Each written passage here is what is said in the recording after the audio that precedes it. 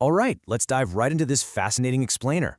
Usually when we talk about spirituality or karma, we're dealing with these really abstract, intangible ideas. But what if the non-material world is actually governed by strict, inescapable physical laws? Specifically, gravity. Today, we're unpacking a source theory that suggests your soul is subject to the exact same gravitational forces as a falling apple or an orbiting planet. It is a completely different, almost mathematical way to look at how our actions, our debts, and our relationships tether us to this reality. Think about your own everyday experiences for a second. Have you ever been flying in this vivid, colorful dream, soaring above the landscape, only to be suddenly abruptly yanked awake right before you reach your destination? Or have you ever traveled far away and felt this overwhelming, almost magnetic pull to return home? Well, this theory argues that these aren't just psychological quirks or coincidences. They are literal, physical forces at play, tugging at your consciousness and demanding a return to your origins. So, the core premise here is that spiritual connections aren't just feelings. They exert a literal, inescapable gravitational pull. The source material calls this the law of gravitation of life. It states that gravity exists between any destined lives in the universe. But here is the cosmic math of it all. The magnitude of this gravity is directly proportional to the amount you owe to others, and inversely proportional to the favors you've done for them. In other words, your spiritual debts literally make you heavy, pulling you down, while your selfless favors act as an upward push. Okay, let's get into Section 1, the ties that bind us. We're going to look at the daily evidence of this spiritual gravity. The text posits that these incredibly common feelings are undeniable examples of our souls being pulled back to earth by the sheer weight of worldly obligations. Take near-death experiences. When people's consciousness leaves their bodies, many report being pulled back to life, not by choice, but because the gravity of their earthly debts is simply too strong to break free from. The same exact mechanism applies to those beautiful flying dreams where you wake up prematurely. The source argues that's the Earth's gravity pulling your consciousness back down. And that deep ache of homesickness? Well, we owe a huge debt to the very land that cultivated us, and that creates a magnetic attraction that very few can ever resist. Moving on to Section 2, Debts, Favors, and Reincarnation. Let's really break down the math behind this spiritual pull. Basically, owing people traps you here, while giving favors acts as a propellant to help you escape. If you owe a massive debt to someone, the source suggests you might actually be reincarnated just to serve them in the next life, maybe as a person or even as a work animal like an ox or a horse. Any unearned benefit you take from the mortal world acts like superglue, binding you to this plane. On the flip side, the favors you grant without any expectation of return, those act as a reaction force. They're essentially building the rocket propulsion you need to eventually leave the mortal plane entirely. Now, we often romanticize concepts like predestination, soulmates, or being drawn together by destiny, right? But this theory takes a surprisingly pragmatic, almost clinical view. That mysterious fated thread in marriage, it's actually just the inescapable gravity of debt and favor. Taking a cue from an old Chinese saying that husbands and wives are foes, the text suggests a marriage is essentially a protracted lawsuit.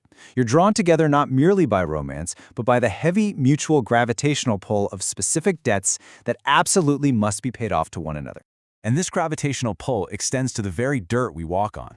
The author brings in this advice from Emperor Li Shimin of the Tang dynasty to a traveling monk saying, "Love and cherish even a pinch of mud from your homeland more than a ton of gold from other places." Why is home so incredibly attractive to us? Because the mountains, the rivers, and the communities that raised us created a massive energetic debt. Until that debt is repaid in full, the gravity of your homeland is always going to pull at your soul, no matter how far you travel. The explainer even casts a fascinating new light on Christian scripture to back this up. When Jesus said their foes shall be of their own households, the source suggests he actually meant that family ties and received favors are gravitational traps. Because we receive so much love, nourishment, and support from our families, every single ounce of that goodness becomes a spiritual debt. And that debt will literally pull our souls back to the mortal world in the afterlife so we can repay them, binding us continuously to the cycle of rebirth. This also aligns perfectly with Buddhist teachings. In the Diamond Sutra, enduring suffering and insults isn't framed as a punishment at all. It's framed as the absolute most efficient way to pay off spiritual debts. Think about it. If someone insults you and you endure it completely, without resentment, without any desire for revenge, you are rapidly paying down your cosmic debt. The starting point for any advanced spiritual refinement is actually being brave enough to accept revilement gladly, because it immediately lightens your spiritual load. Which brings us to Section 3, Spiritual Escape Velocities. This is where we see Isaac Newton's laws mapped directly onto the afterlife. Just as there are 3 cosmic velocities required to escape physical gravity, the text argues there are 3 distinct speeds required to escape the non-material world. Isaac Newton's laws of motion are brought right into the spiritual realm here. Consciousness alone isn't enough to break free from the Earth's spiritual gravity. You actually need to achieve a specific mathematical escape velocity through your worldly actions to launch your soul forward. To put this into perspective, think about physical astrophysics. A satellite needs an initial velocity of 7.9 kilometers per second just to orbit the Earth. Spiritually, the theory says you need this exact equivalent of energy to reach what is called the 1,000-year world. To break Earth's gravity entirely and orbit the Sun, which takes 11.2 kilometers per second, gets you to the 10,000-year world. And to leave the solar system entirely requires a staggering 16.7 kilometers per second, which maps to the ultimate Elysium world. And make no mistake, this physics framework is strictly enforced. Without hitting the exact minimum speed through debt repayment, you simply cannot travel to the next realm. There's no braiding on a curve here. If you don't accumulate enough reaction force by paying off your debts and giving freely without expectation, you will just fall right back down to the mortal world. You absolutely cannot escape without conquering the gravity that binds you. All right, so Section 4, breaking the gravitational pull. How do we actually achieve this spiritual escape velocity? Achieving this requires immense self-sacrifice. You have to pay off all karmic debts without expecting a single thing in return. The text uses 2 really vivid metaphors for this, the cow and the candle. Think about a cow. It eats ordinary cheap grass, but produces rich, nourishing milk for others. Or a candle. It provides light to a dark room, but it does so by completely burning itself out. To achieve escape velocity, the source says you must live exactly like this, taking the absolute bare minimum for yourself and exhausting yourself fully to pay back debts from previous lives.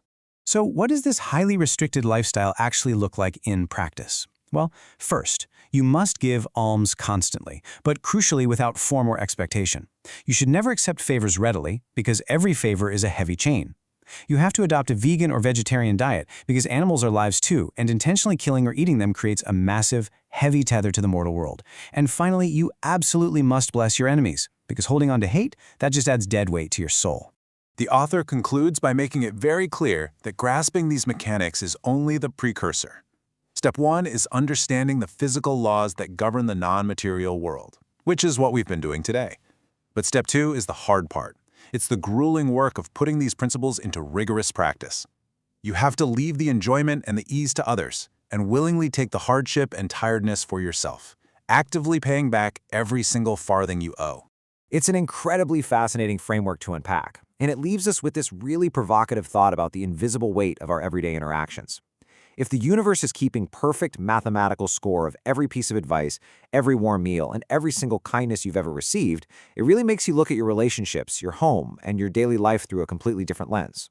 So, looking at your own life right now, have you achieved escape velocity, or is gravity pulling you back down? Think about that for a second.